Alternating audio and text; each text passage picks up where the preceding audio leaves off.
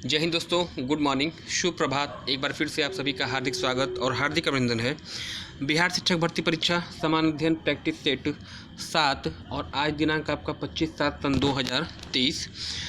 उम्मीद है कि आप सभी लोग अच्छे से होंगे। प्रॉपर आप लोग की तैयारी चल रही होगी। बिहार शिक्षक भर्ती परीक्षा को ध्यान में रखकर समान अध्ययन की एक महत्वपूर्ण श्रृंखला चलाई जा रही है और यह श्रृंखला प्रत्येक दिन सुबह 6 बजे आपको प्रोवाइड कर दी जाती है। अगर आप चैनल पर पहली बार आए हैं चैनल पे, तो चैनल को सब्सक्राइब करके बेल आइकन को प्रेस कर दीजिएगा, क्योंकि ऐसे ही प्रतियोगी परीक्षाओं की दृष्टि से महत्वपूर्ण कंटेंट जो सामग्री है मैं आपको प्रोवाइड करता रहता हूं। आइए शुभारंभ करते हैं।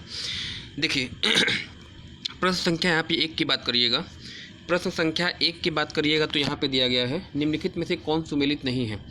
एक तरफ जो है पुस्तक का नाम दिया गया है और दूसरी तरफ उसका लेखक का नाम दिया गया है। पूछा गया है कौन सा सुमेलित नहीं है, वो आपको बताना है। इस तरह के प्रश्नों में सबसे पहले आपको ज़रूरत होती है, आप नहीं को अंडरलाइन कर लीजिएगा ना, क्योंकि दिमाग में नहीं रहना चाहिए। अगर है होगा तो फिर आप पहला ही ऑप्शन देख के लगा के आगे बढ़ जाते हैं। तो प्रश्न आपको ध्यान देना है कि निम्नलिखित में से कौन सा सुमेलित नहीं है। ऑप्शन ए आपका ऑप्शन ए महाभाष्य दिया है, लेखक इसके पतंजलि दिए हैं।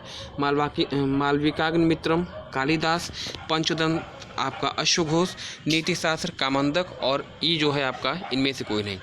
याद रखिएगा पतंजलि के द्वारा लिखित एक महत्वपूर्ण पुस्तक है जिसका नाम क्या है, महाभाष्य है।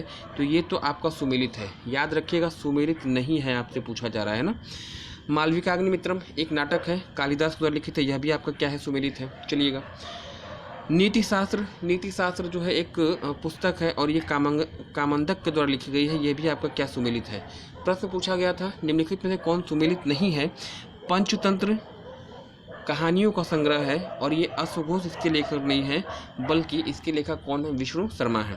प्रश्न आपसे यही पूछा गया था कि निम्नलिखित में से कौन सुमेलित नहीं है, तो ऑप्शन आपका सी यहाँ पे सही हो जाएगा। पंचतंत्र अश्वघोष की रचना नहीं है, बल्कि विष्णु शर्मा की रचना है। तो ऑप्शन सी आपका यहाँ पे राइट होने जा रहा है ना। चलिएगा प्रश्न संख्या 2 की बात करिएगा। देखिए इतिहास से लिया गया क्वेश्चन, एंशिएंट हिस्ट्री से लिया गया क्वेश्चन है। निम्नलिखित में से किस जनपद में 16 महाजनपदों का उल्लेख मिलता है। किस जनपद नहीं होगा यहाँ, हाँ एक पुस्तक का यहाँ पे ग्रंथ की बात की गई है, ये मिस टाइपिंग आपका होगा, सॉरी फॉर दिस, है ना। पूछा गया कि निम्नलिखित में से किस पुस्तक में 16 महाजनपदों का उल्लेख मिलता है। ऑप्शन ए महावंश दिया है, ऑप्शन बी महावस्तु दिया है, सी दिया है अंगुत्तर निकाय, चौथा दिया है ऑप्शन आपका दीपवंश और पांचवा आपका दिया है इनमें से कोई नहीं। तो 16 महाजनपदों का उल्लेख किस में मिलता है, किस ग्रंथ में मिलता है। ऑप्शन सी आपका यहाँ पे सही हो जाएगा, अंगुत्तर निकाय, है ना। अंगुत्तर निकाय को आप याद रखिएगा, ये परीक्षा में एग्जाम में आने वाला क्वेश्चन है। एक सलाह आप लोग के लिए, अगर आप इस चैनल पर पहली बार आए हैं और आपको ऐसा लगता है कि कोई भी प्रश्न आपकी नज़र से बचने ना पाए, तो आप कापी पेन लेके बैठिएगा, नोटबुक और एक पेन लेके बैठिएगा। जो प्रश्न आपको आते हैं उन प्रश्नों को तो आप लिखिए, जो चीज़ें नहीं आती हैं उसको आप ज़रूर नोट करिएगा, क्योंकि निश्चित रूप से ये ऐसे क्वेश्चन है ना कि किसी न किसी वनडे एग्जाम में आपको देखने को मिल ही जाते हैं, है ना। चलिएगा प्रश्न संख्या 2 के बाद प्रश्न संख्या 3 की बात करिएगा। हाँ जी, दिया गया है निम्नलिखित में से किसने पाटलिपुत्र को पोलीब्रोथा कहा है। एंशिएंट हिस्ट्री का यह भी क्वेश्चन आपका होगा। प्रश्नों का चयन देखिए किस तरह से किया गया है कि ये ऐसे प्रश्न हैं कि अगर परीक्षा में आ गए ना तो निश्चित रूप से जो है आपको प्रॉब्लम क्रिएट करेंगे ना। मेरिट, इन प्रश्नों को जिसने कर लिया वो मेरिट में आ जाएगा, इन प्रश्नों को जो नहीं कर पाएगा वो मेरिट से बाहर हो जाएगा। निम्नलिखित में से किसने पाटलिपुत्र को पोलीब्रोथा कहा है। मेगास्थनीज, स्ट्रैबो, प्लूटार्क, एरियन या फिर इनमें से कोई नहीं। इस प्रश्न का जो सही उत्तर है ऑप्शन ए मेगास्थनीज ने जो है एक पुस्तक लिखी थी। इनकी पुस्तक का नाम भी आपसे पूछा जाता है, इंडिका, है ना। बहुत ही फेमस पुस्तक है इंडिका, और इंडिका का रचनाकार मेगास्थनीज है। इन्होंने ही जो है पाटलिपुत्र शब्द के लिए जो है पोलीब्रोथा का प्रयोग किया था। और याद रखिएगा इसी पाटलिपुत्र को जो है आप आज के समय में क्या कहते हैं, पटना कहते हैं। बिहार की राजधानी है और भारत का एकमात्र ऐसा राजधानी नगर जो गंगा नदी किनारे पे स्थित है, इसको भी आपको ध्यान देना होगा। इसी पाटलिपुत्र में 251 ईसा पूर्व अशोक के शासनकाल में तीसरी बौद्ध संगीत का आयोजन हुआ था। तो यह सब चीज़ें आपके लिए नोट करने वाली होंगी। आप मुझे कमेंट सेक्शन में बताइएगा कि तीसरे बौद्ध संगीत के अध्यक्ष कौन थे। आपसे कमेंट सेक्शन में इस प्रश्न का उत्तर जो है अपेक्षित होगा। चलिएगा, प्रश्न संख्या यहाँ पे अगर 4 की बात करिएगा तो यहाँ पे दिया गया कि मृणालिनी साराभाई का संबंध किस विधा से है। मैंने हर सेक्शन से प्रश्न को लिया है ताकि आपका कोई भी सेक्शन आपका छूटना ना पाए। जितना जीएस का पोर्शन है लगभग सबको मैं कवर करके चल रहा हूँ। मृणालिनी साराभाई का संबंध किससे है? कथकली दिया है, ओडिसी दिया है, भरतनाट्यम दिया है, मणिपुरी दिया है और इनमें से कोई नहीं दिया है ना। तो मृणालिनी साराभाई किससे रिलेटेड हैं? यहाँ पे जो उत्तर आपका हो जाएगा भरतनाट्यम, ऑप्शन यहाँ पे सही होगा। और भरतनाट्यम के बारे में बता दूँ, यह जो है तमिलनाडु का एक शास्त्रीय नृत्य है। मृणालिनी साराभाई के साथ एक चीज़ और याद रखिएगा, सोनल मानसिंह है ना। सोनल मानसिंह जो है वह भरतनाट्यम की एक अन्य महत्वपूर्ण कलाकार है। साथ ही साथ हेमा मालिनी का नाम भी इनके साथ आता है ना। प्रश्न संख्या 4 के बाद प्रश्न संख्या 5 की बात करिएगा। इन्वायरमेंट सेक्शन से लिया गया क्वेश्चन है। यूपी ट्रिपल एससी द्वारा आयोजित जो आपकी परीक्षा भी आपकी वीडियो एग्जाम की हुई थी, उसमें ये क्वेश्चन आपसे पूछा गया था कि कौन सा राष्ट्रीय उद्यान एक टाइगर रिजर्व भी है ना। इंपॉर्टेंट क्वेश्चन है। नंदा देवी राष्ट्रीय उद्यान, हिमिस राष्ट्रीय उद्यान, पन्ना राष्ट्रीय उद्यान, केवलादेव घाना राष्ट्रीय उद्यान और साथ ही साथ इनमें से कोई नहीं है ना। निम्नलिखित में से कौन सा राष्ट्रीय उद्यान एक टाइगर रिजर्व भी है, आपसे पूछा गया है। याद रखिएगा, पहली चीज़ मैं आपको बता दूं, नंदा देवी राष्ट्रीय उद्यान आपका कहाँ पड़ता है? आप बताइएगा उत्तराखंड में। ठीक, नंदा देवी राष्ट्रीय उद्यान उत्तराखंड में है। हेमिस राष्ट्रीय उद्यान भारत के केंद्र शासित प्रदेश लद्दाख में स्थित है और देश का सबसे बड़ा राष्ट्रीय उद्यान है। ठीक है ना। केवलादेव घाना पक्षी विहार, यह भारत के भरतपुर जिले में राजस्थान में स्थित है, साइबेरियन सारस के लिए फेमस है। प्रश्न का उत्तर आपका क्या है? पूछा गया था कौन सा राष्ट्रीय उद्यान ऐसा है जो कि एक टाइगर रिजर्व भी है। ऑप्शन सी आपका यहाँ पे सही हो जाएगा, पन्ना राष्ट्रीय उद्यान जो कि मध्य प्रदेश में स्थित है। यह राष्ट्रीय उद्यान भी है और एक टाइगर रिजर्व की श्रेणी में भी आता है। ऑप्शन सी आपका यहाँ पे क्या हो जाएगा? सही हो जाएगा। चलिएगा, प्रश्न संख्या 6 की अगर बात कर लीजिएगा, दिया गया है कि निम्नलिखित में से कौन सा कथन बृहस्पति के संबंध में सही है ना। नहीं की बात नहीं, और याद रखिएगा कौन सा कथन बृहस्पति के संबंध में सही है। ऑप्शन ए दिया है, बृहस्पति ग्रह सौरमंडल का दूसरा सबसे बड़ा ग्रह है। सही की बात करना है ना। बृहस्पति ग्रह सौरमंडल का दूसरे की बात हो रही, जहाँ दूसरा की बात होगी तो ये ऑलरेडी क्या हो जाएगा? गलत हो जाएगा है ना। ये ऑलरेडी आपका गलत हो जाएगा क्योंकि बृहस्पति जो है सबसे बड़ा ग्रह है क्षेत्रफल के आधार पे। संपूर्ण ग्रहों में सबसे छोटा दिन बृहस्पति का होता है। अच्छा, इसको छोड़िए अभी।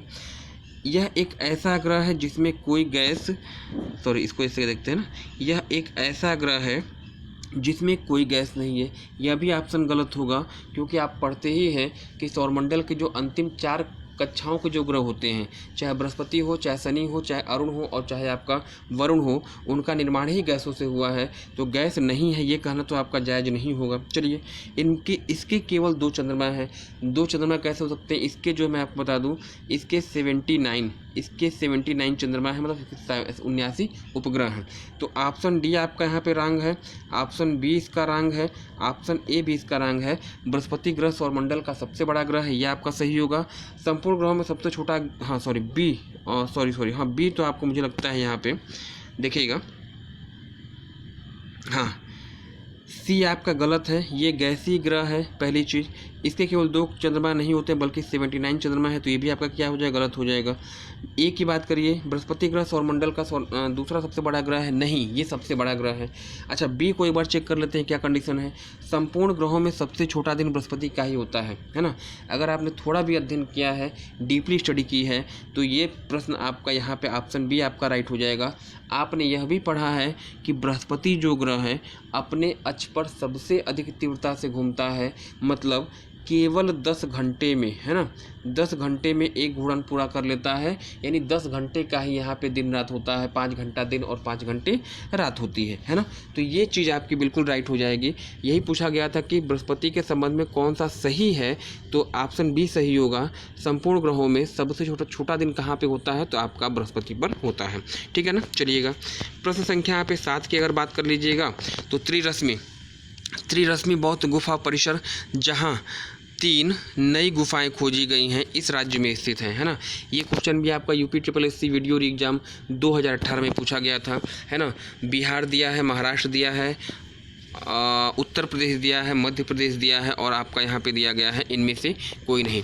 तो त्रिरश्मि बौद्ध गुफा परिसर की बात हो रही है। ऐसे पूछ दिया जाए कि त्रिरश्मि गुफा का संबंध किस धर्म से है, तो बौद्ध बता दीजिएगा।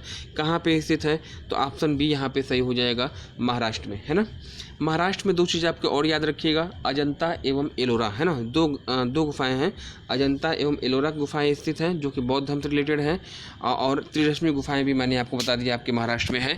यहीं से आपका जातक कथाओं का उद्भव होता है जिनका संबंध महात्मा बुद्ध के जीवन वृत्त से है ना।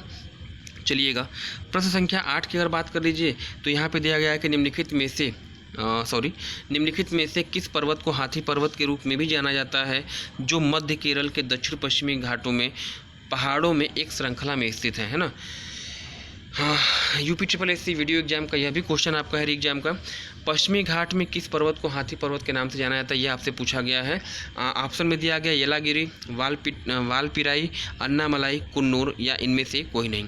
तो याद रखिएगा पश्चिमी घाट की जो सबसे ऊंची पर्वत चोटी पाई जाती है उसका नाम अनाईमुडी है, और अनाईमुडी किस पर्वत पर स्थित है, आप पढ़ते हैं अन्नामलाई पे सबसे ऊंचा है। तो हाथी पर्वत की जाहिर सी बात है ऑप्शन सी यहाँ पे राइट हो जाएगा। अन्नामलाई जो है सबसे ऊंचा पर्वत है जिसे आप हाथी पर्वत भी कहते हैं, और इसी अन्नामलाई की जो सबसे ऊंची पर्वत चोटी है 2695 मीटर, याद रखिएगा इसकी हाइट होगी। दक्षिण भारत की सबसे ऊंची पर्वत चोटी, प्रायद्वीपीय भारत की सबसे ऊंची पर्वत चोटी, अन्नामलाई की सबसे ऊंची पर्वत चोटी कहिएगा, या फिर पश्चिमी घाट की सबसे ऊंची पर्वत चोटी कहिएगा, अनाईमुडी आपकी है ना। तो प्रश्न का उत्तर ऑप्शन सी सही हो जाएगा, अन्नामलाई। चलिएगा मानव राहत और सामाजिक कार्य करने के लिए 1896 में रामकृष्ण मिशन की स्थापना किसने की ना। मानव राहत और सामाजिक कार्य करने के लिए 1896 ईस्वी में रामकृष्ण मिशन की स्थापना निम्नलिखित में से किसके द्वारा की गई है, ये आपसे पूछा गया है। रामकृष्ण परमहंस दिया है, रामकृष्ण स्वामी दयानंद सरस्वती दिया है, स्वामी ब्रह्मानंद दिया है, स्वामी विवेकानंद दिया है, और इनमें से कोई नहीं दिया है। तो प्रश्न का जो सही उत्तर हो जाएगा रामकृष्ण मिशन के संस्थापक 1896 में विवेकानंद जी के रामकृष्ण मिशन की बात हो रही है ना। हाँ, ऑप्शन बी आपका सही हो जाएगा, ऑप्शन बी आपका एक मिनट ये सब चीज़ें आपकी क्या है,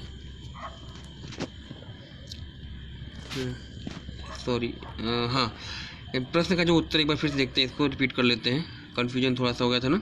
पूछा गया मानव राहत और सामाजिक कार्य करने के लिए 1896 में रामकृष्ण मिशन की स्थापना किसके द्वारा की गई थी। तो रामकृष्ण मिशन अगर आप लगाते हैं तो उत्तर आपका गलत होगा, ऑप्शन सी आपका यहाँ पे सही होगा, ऑप्शन डी आपका सही हो जाएगा, स्वामी विवेकानंद के द्वारा जो है रामकृष्ण मिशन की स्थापना की गई थी, और स्वामी विवेकानंद के गुरु कौन थे, तो रामकृष्ण परमहंस थे, है ना। चलिएगा प्रश्न संख्या अगर 10 की बात करिएगा, काराकोरम वन्यजीव अभ्यारण्य किस राज्य अथवा किस केंद्र शासित प्रदेश में स्थित है। भूगोल की थोड़ी भी अगर जानकारी रखते हैं तो इस प्रश्न को आपको गलत नहीं करना है, बिल्कुल भी नहीं करना है, क्योंकि आप पढ़ें कि काराकोरम, देखिए ट्रांस हिमालय पर्वत का एक पार्ट ही पड़ता है काराकोरम पर्वत, है ना, जो कि सबसे उत्तरी पर्वत है, लद्दाख में पड़ता है। तो लद्दाख में ही कहाँ ये होगा, काराकोरम वन्यजीव विहार भी होगा। ऑप्शन डी आपका क्या हो जाएगा, सही हो जाएगा। जम्मू कश्मीर, चंडीगढ़, दिल्ली, यह आपका रंग हुआ ना। चलिएगा प्रश्न संख्या 11 की बात कर लीजिएगा। दिया गया कि निम्नलिखित में से कौन सा मंदिर पल्लव राजवंशों के शासन के दौरान बनाया गया था। नागेश्वर मंदिर दिया है, बृहदेश्वर मंदिर दिया है, महाबलीपुरम मंदिर दिया है, हजारा मंदिर दिया है, और इनमें से कोई नहीं। भारतीय कला और संस्कृति से लिया गया यह क्वेश्चन बहुत ही इंपॉर्टेंट है, याद रखिएगा। और पल्लव राजवंशों के द्वारा शासन द्वारा बनाया गया मंदिर कौन सा है, ऑप्शन सी, जो कि तमिलनाडु में स्थित है, महाबलीपुरम मंदिर आपका सही हो जाएगा ना।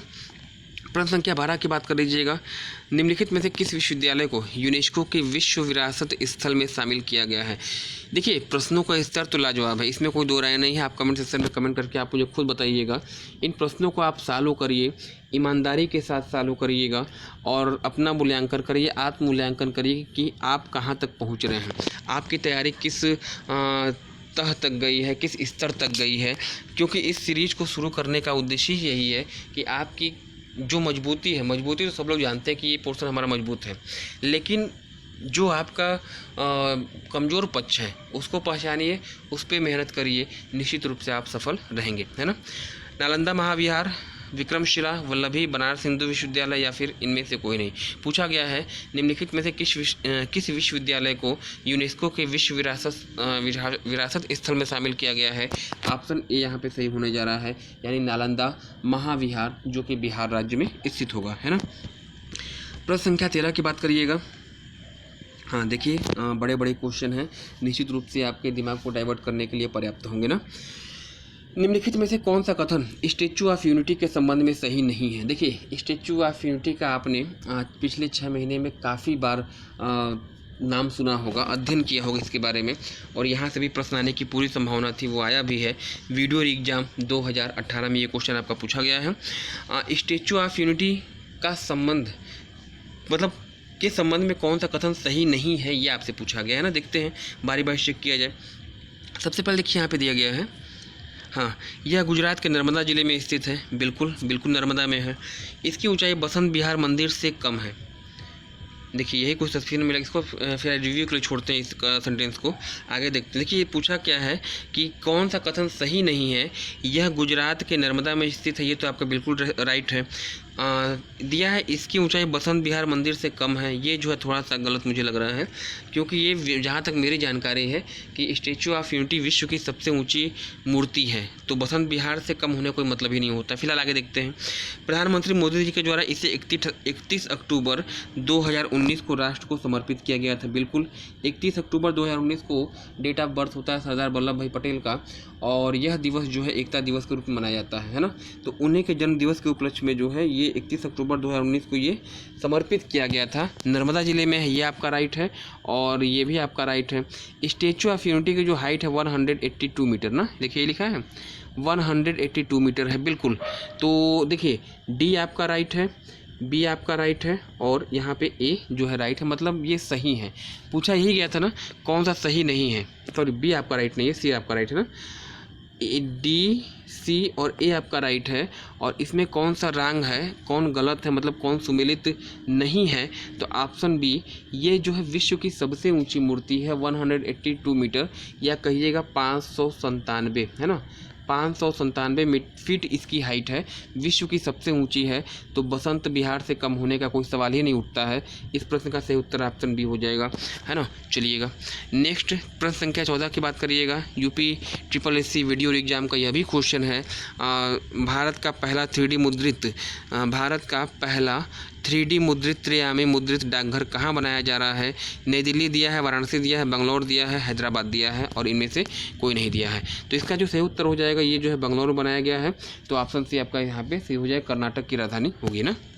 चलिए, सेशन का अंतिम क्वेश्चन जो आपके लिए है, निम्नलिखित में से ज्योति तीव्रता का मात्रक है। निम्नलिखित में से ज्योति तीव्रता का मात्रक है, क्या है भाई। एंगस्ट्रॉम दिया है, टेस्ला दिया है, कैंडिला दिया है, न्यूटन दिया है, इनमें से कोई नहीं दिया है। एंगस्ट्रॉम तरंग दैर्ध्य का मात्रक होता है, टेस्ला, हाँ, कैंडिला ज्योति तीव्रता आपका सही है ना, न्यूटन दाब का मात्रक है। तो याद रखिएगा ऑप्शन सी यहाँ पे सही है। कैंडिला जो है वो किसका मात्रक है, ज्योति तीव्रता का है। एंगस्ट्रॉम आपका जो है वह जो है किसका मात्रक है, तो बताइएगा तरंग दैर्ध्य का।